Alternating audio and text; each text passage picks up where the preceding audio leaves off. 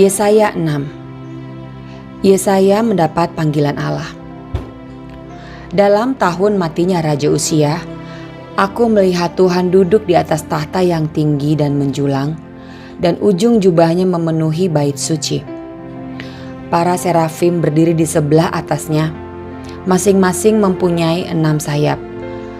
2 sayap dipakai untuk menutupi muka mereka, 2 sayap dipakai untuk menutupi kaki mereka, dan 2 sayap dipakai untuk melayang-layang. Dan mereka berseru seorang kepada seorang, katanya, "Kudus, kudus, kuduslah Tuhan semesta alam. Seluruh bumi penuh kemuliaannya." Maka bergoyanglah alas ambang pintu disebabkan suara orang yang berseru itu, dan rumah itu pun penuhlah dengan asap.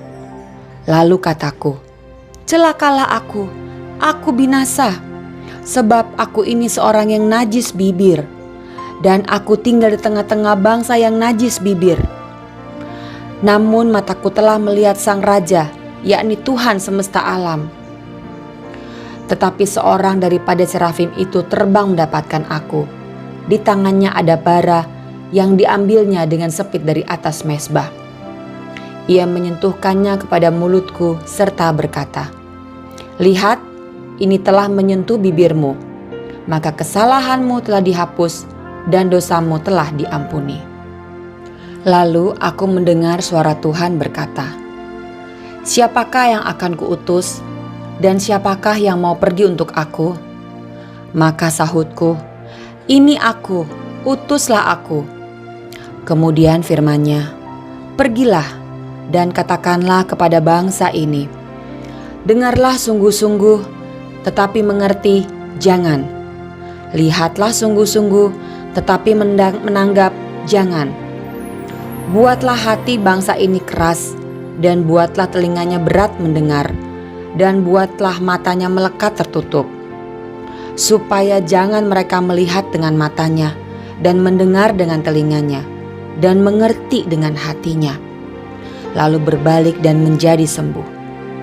Kemudian aku berkata, "Sampai berapa lama ya Tuhan?" Lalu jawabnya, "Sampai kota-kota telah lengang sunyi sepi, tidak ada lagi yang mendiami, dan di rumah-rumah tidak ada lagi manusia, dan tanah menjadi sunyi dan sepi. Tuhan akan menyingkirkan manusia jauh-jauh, sehingga hampir seluruh negeri menjadi kosong. Dan jika di situ masih tinggal 1/10 dari mereka, mereka harus sekali lagi ditimpa kebinasaan. Namun keadaannya akan seperti pohon beringin dan pohon jawi-jawi, yang tunggulnya tinggal berdiri pada waktu ditebang, dan dari tunggul itulah akan keluar tunas yang kudus." Yesaya 7. Yesaya dan Raja Ahaz. Dalam zaman Ahaz bin Yotam bin Uzia, Raja Yehuda, maka Rezin Raja Aram dengan Pekah bin Remalia Raja Israel maju ke Yerusalem untuk berperang melawan kota itu. Namun mereka tidak dapat mengalahkannya. Lalu diberitahukanlah kepada keluarga Daud, Aram telah berkemah di wilayah Efraim. Maka hati Ahaz dan hati rakyatnya gemetar ketakutan, seperti pohon-pohon hutan bergoyang ditiup angin.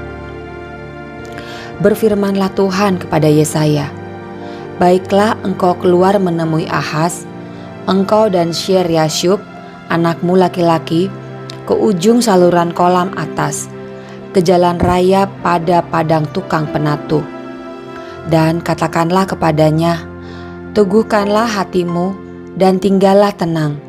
Janganlah takut dan janganlah hatimu kecut karena kedua puntung kayu api yang berasap ini, yaitu kepanasan amarah Rezin dengan Aram dan anak Remalia. Oleh karena Aram dan Efraim dengan anak Remalia telah merancang yang jahat atasmu dengan berkata, marilah kita maju menyerang Yehuda dan menakut-nakutinya serta merebutnya. Kemudian mengangkat anak Tabel sebagai raja di tengah-tengahnya. Maka beginilah firman Tuhan Allah, tidak akan sampai hal itu dan tidak akan terjadi. Sebab Damsyik ialah ibu kota Aram, dan Rezin ialah kepala Damsyik. Dalam 65 tahun Efraim akan pecah, tidak menjadi bangsa lagi. Dan Samaria ialah ibu kota Efraim, dan anak Remalia ialah kepala Samaria. Jika kamu tidak percaya, sungguh kamu tidak teguh jaya. Pemberitaan mengenai Immanuel. Tuhan melanjutkan firman-Nya kepada Ahaz, katanya, "Mintalah suatu pertanda dari Tuhan Allahmu, biarlah itu sesuatu dari dunia orang mati yang paling bawah, atau sesuatu dari tempat tertinggi yang di atas." Tetapi Ahaz menjawab, "Aku tidak mau meminta, aku tidak mau mencobai Tuhan." Lalu berkatalah Nabi Yesaya, "Baiklah, dengarkan. Hai keluarga Daud, belum cukupkah kamu melelahkan orang, sehingga kamu melelahkan Allahku juga? Sebab Tuhan sendirilah yang akan memberikan kepadamu suatu pertanda. Sesungguhnya seorang perempuan muda mengandung dan akan melahirkan seorang anak laki-laki, dan ia akan menamakan dia Immanuel. Ia akan makan dadih dan madu sampai ia tahu menolak yang jahat dan memilih yang baik. Sebab sebelum anak itu tahu menolak yang jahat dan memilih yang baik, maka negeri yang kedua rajanya engkau takuti akan ditinggalkan kosong. Tuhan akan mendatangkan atasmu dan atas rakyatmu dan atas kaum keluargamu hari-hari seperti yang belum pernah datang sejak Efraim menjauhkan diri dari Yehuda, yakni Raja Asyur. Pada hari itu akan terjadi, Tuhan bersuit memanggil lalat yang ada di ujung anak-anak sungai Nil, dan memanggil lebah yang ada di tanah Asyur. Dan semuanya akan datang hinggap di lembah-lembah yang terjal, dan di celah-celah bukit-bukit batu, di segala pagar duri dan segala tanah penggembalaan. Pada hari itu, dengan pisau cukur yang dipinjam dari seberang sungai Efrat, yakni Raja Asyur, Tuhan akan mencukur kepala dan bulu paha, bahkan pisau itu akan melenyapkan janggut juga. Pada hari itu, setiap orang akan memiara seekor lembu betina yang muda dan 2 ekor domba.